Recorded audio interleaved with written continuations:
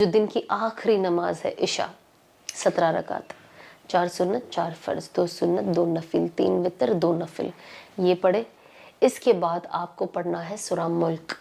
सूरा मुल्क का ये वादा है कि जो सूरा मुल्क पढ़ता है, अल्लाह की तरफ से वादा है कि जो शख्स रोज इशा के बाद सूरा मुल्क पढ़ेगा, अल्लाह उसे कब्र के हर आजाब से बचाएंगे। और सूरा मुल्क इनफैक्ट ये कहेगा, अगर कोई इंसान कब्र में है और उस पे आजाब कोई आ रहा है लेकिन वो शख्स रोज सूरा मुल्क पढ़ता था, तो ऐसा कहा गया है कि वो कहेगा कि अल्लाह आपने तो वादा किया था कि जो मुझे पढ़ेगा उसे कब्र में आजाब नहीं होगा, और अगर आजाब हो रहा है तो अल्लाह सुब्हानहू व तआला फिर ये कैसा वादा, तो तू मुझे कुरान से निकाल दे, क्योंकि इतना बड़ा वादा है सूरा मुल्क का। सूरा मुल्क आपके लिए जब जनाजा कब्र के अंदर जाता है और जो इंसान रोज सूरा मुल्क पढ़ता है, सबसे पहले डिफेंड करने सूरा मुल्क ऐसे खड़े हो जाता है कि ये शख्स सूरा मुल्क पढ़ता था, इसको कब्र का आजाब टच भी नहीं करेगा। तो ये सोचिए।